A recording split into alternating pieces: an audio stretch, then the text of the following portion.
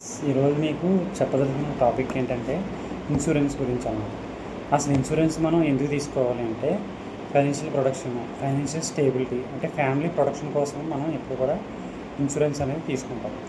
First of all అసలు ఇన్సూరెన్స్లో ఏమేమి టైప్స్ ఉంటాయి, అసలు ఆ ఇన్సూరెన్స్ కట్టడం వల్ల మనకి వచ్చే లాభం ఏంటనేది మనం తెలుసుకున్నట్లయితే ఫస్ట్ ఆఫ్ ఆల్ వచ్చేసి మనం ఇన్సూరెన్స్లో టర్మ్ ఇన్సూరెన్సు, అలాగే సేవింగ్స్ ప్లాన్స్, గ్యారంటీడ్గా వచ్చే సేవింగ్స్ ప్లాన్స్ అనమాట అవి, ప్లస్ మూడోది యూలిప్ ప్లాన్స్ అంటే యూనిట్ లింక్డ్ ఇన్సూరెన్స్ ప్లాన్స్ అనేవి, 3 రకాలైన ప్లాన్స్ అనేవి మనం చేస్తూ ఉంటాం అన్నమాట కస్టమర్స్కి. జనరల్గా ఫస్ట్ టైప్ ఇన్సూరెన్స్ ఏంటంటే టర్మ్ ఇన్సూరెన్స్. టర్మ్ ఇన్సూరెన్స్లో ఏంటంటే కంపల్సరీగా ఎవరైతే చేస్తామో ఆ పర్సన్ క్లయింట్కి ఖచ్చితంగా శాలరీడ్ అయినా అయి ఉండాలి, లేదంటే సెల్ఫ్ ఎంప్లాయిడ్ బిజినెస్ అయినా. అంటే రెండింటికి కామన్ పాయింట్ ఏంటంటే ట్యాక్స్ అనేది పే చేస్తూ ఉండాలన్నమాట. ట్యాక్స్ అనేది పే చేస్తూ వాళ్ళ ఇన్కమ్, స్టేబుల్ ఇన్కమ్ అనేది, ఇన్కమ్ ప్రూఫ్ అనేది కంపల్సరీగా ఉంటేనే మనం టర్మ్ ఇన్సూరెన్స్ అనేది చేయగలం అనమాట. టర్మ్ ఇన్సూరెన్స్ అనేది 25 లక్షలు కవరేజ్, 25 లక్షలు అవ్వచ్చు, 50 లక్షలు అవ్వచ్చు, ₹1 కోటి అవ్వచ్చు, 2 కోట్లు అవ్వచ్చు, 3 కోట్లు అవ్వచ్చు.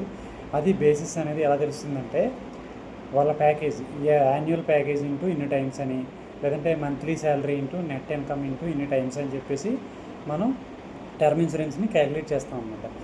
ఇక్కడ ఫర్ ఎగ్జాంపుల్ ఒక 10 lakhs శాలరీ వచ్చే పర్సన్కి మనం టర్మ్ ఇన్సూరెన్స్ ఎలా క్యాలిక్యులేట్ చేస్తామంటే 10 lakhs ప్యాకేజ్ కాబట్టి వాళ్ళకి yearly package, annual package into 23 times వేసామనుకోండి, 2,30,00,000 వస్తుంది అనమాట. ఇప్పుడు 2,30,00,000 వచ్చింది కదా అని చెప్పి టర్మ్ ఇన్సూరెన్స్ పూర్తిగా తీసుకోవడం మంచిది కాదు.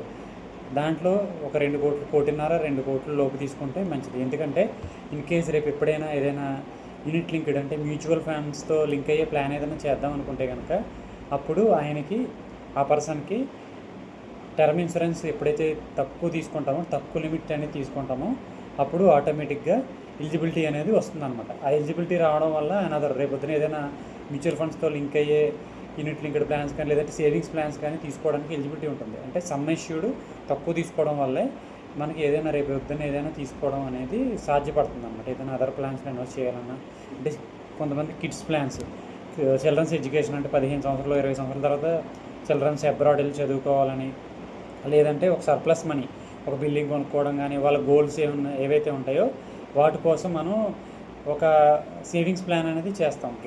గ్యారంటెడ్ సేవింగ్స్ ప్లాన్స్ అంటే ఇది సెకండ్ టైప్ అనమాట. గ్యారంటెడ్ సేవింగ్ ప్లాన్స్లో ఎలా ఉంటాయంటే ఫర్ ఎగ్జాంపుల్ ఒక 25 years పాలసీ టర్మ్ అనేది తీసుకున్నట్లయితే ఒక 35 years ఏజ్ ఉన్న పర్సన్ని తీసుకుంటే మనం వాళ్ళకి 25 years కనుక చెప్తే కనుక మొత్తం ఎంత అవుతుంది, 60 years అవుతుంది. 60 yearsలో టర్మ్లో మొత్తం కంప్లీట్ అవుతుంది అనమాట. 60 years వచ్చేటప్పటికి ఆ పర్సన్కి మనం ఫర్ ఎగ్జాంపుల్ అతను 2.5 లక్షలు కనుక 2,25,000 కడుతున్నట్లయితే కనుక కస్టమర్కి 12 years కడతాడు. 25 years తర్వాత ₹1 కోటి వరకు లంసమ్ అమౌంట్ అనేది వస్తుందన్నమాట. ఇది చెప్పాలంటే ఒక గ్యారంటీడ్ ఇన్కమ్ ప్లాన్ అనమాట. ఇది ఏంటంటే మార్కెట్తో సంబంధం లేకుండా డైరెక్ట్గా కస్టమర్కి సేవింగ్స్ చేస్తున్నందుకు కానీ ఇస్తాం అన్నమాట ఈ ప్లాన్. ఇంకా దీంతోపాటుగా జనరల్గా మనం దీంతోపాటుగా యూలిప్ ప్లాన్స్ కూడా చేస్తాం అన్నమాట. యూలిప్ ప్లాన్స్ ఏంటంటే యూనిట్ లింక్డ్ ఇన్సూరెన్స్ ప్లాన్స్, అంటే మ్యూచువల్ ఫండ్స్తో లింక్ అవుతాయి అన్నమాట. అంటే ఇది మార్కెట్ పూర్తిగా మార్కెట్లో పెట్టకుండా ఒక 20% ఇన్సూరెన్స్ కంపెనీ అనేది సమ్ ఇష్యూడ్ ఇస్తుంది, రిమైనింగ్ 80% మార్కెట్లో పెడుతుంది అనమాట. అంటే ₹1,00,000 చేస్తున్నారంటే ఫర్ ఎగ్జాంపుల్ ఏఎన్ఏ కంపెనీ ఒక 10 years పాటు ప్రీమియం పే చేస్తాను, తర్వాత సమ్ టెన్యూర్లో తీసుకుంటాను, సమ్ ఎక్స్ టెన్యూర్ అంటే 20 సంవత్సరాలకు తీసుకోవచ్చు, 20 సంవత్సరాలు తీసుకోవచ్చు. అది బేస్డ్ ఆన్ మార్కెట్. అప్పుడు మార్కెట్ వాల్యూని బట్టి వాళ్ళు ఫండ్స్ అనేవి ఇస్తారనమాట. అంటే ₹1,00,000 చొప్పున 10 లక్షలు కట్టారనుకోండి, ప్రతి సంవత్సరం లక్ష చొప్పున 10 సంవత్సరాలు 10 లక్షలు కడితే కనుక 25వ సంవత్సరంలో లైక్ అది డబుల్ అవ్వచ్చు, లేదంటే త్రిబుల్ అవ్వచ్చు, లేదంటే ఉన్న అమౌంట్ అంతా కూడా కొలాప్స్ అయిపోయి మినిమం అమౌంట్ ఎంత పెట్టారో అంతే రావచ్చు, లేదంటే అది 5 లక్షలే రావచ్చు, చెప్పలేమన్నమాట. అది మార్కెట్ని బట్టి. అది మినిమం బేసిక్ ఒక 8% అనేది చెప్తారనమాట. 8 నుంచి దగ్గర అది మ్యాక్సిమం 18% మధ్యలో రావచ్చు, లేదా 20% రావచ్చు, చెప్పలేం మార్కెట్ని బట్టి.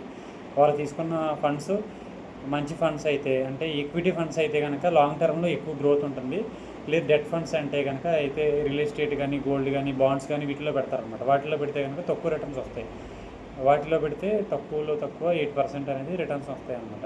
గవర్నమెంట్ బాండ్స్ ఇలాంటి వాటిలో రిస్క్ తక్కువ ఉంటుంది, కానీ ఇన్వెస్ట్మెంట్ అనేది తక్కువగా వస్తుంది అన్నమాట. కాబట్టి మనం చూస్ చేసుకున్నప్పుడు ఒకటి మ్యూచువల్ ఫండ్స్లో చేస్తున్నారా, ఇన్సూరెన్స్ కంపెనీస్ 3 టైప్స్లో చేస్తున్నాయి కాబట్టి మ్యూచువల్ ఫండ్స్లో చేస్తున్నారా, లేదంటే సేవింగ్స్ ప్లాన్ గ్యారంటీడ్గా అంటే ఒక బాండ్ ఇచ్చేస్తారనమాట.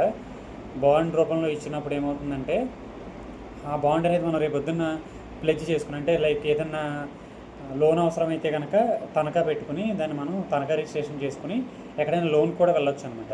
ఈ విధంగా వాటి వల్ల మనకి ఉపయోగం అనేది ఉంటుందన్నమాట.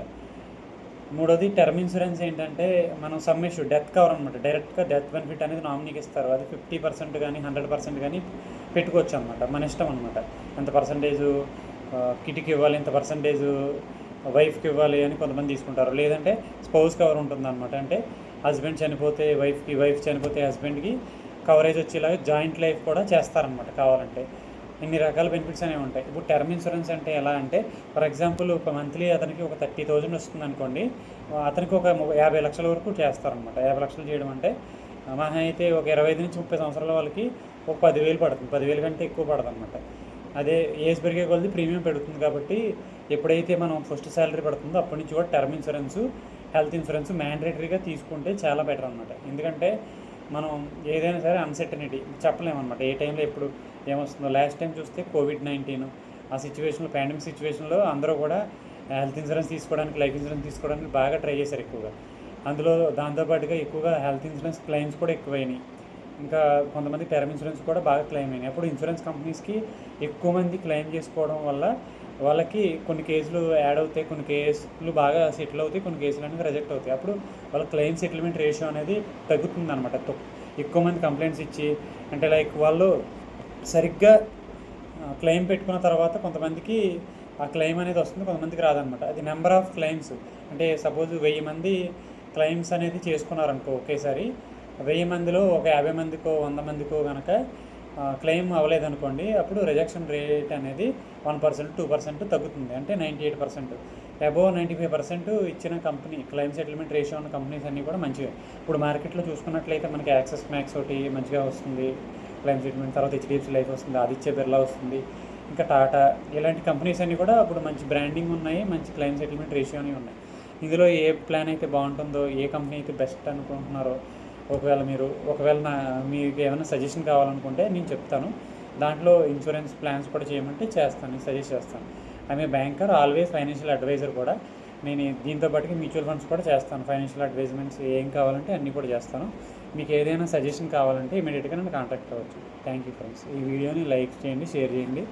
మీకు ఏమైనా అర్థం కాకపోతే, మీకు ఏదైనా ఇందులో ఇంప్రూవ్మెంట్స్ కూడా ఏమైనా కావాలంటే నాకు తిరిగి కామెంట్ రూపంలో పెట్టండి. నేను దాన్ని ఇంకా ఇంప్రూవ్ చేసుకుంటాను. నా టాకింగ్ స్కిల్స్ నేను ఇంకా నేర్చుకుందాం అనుకుంటున్నాను.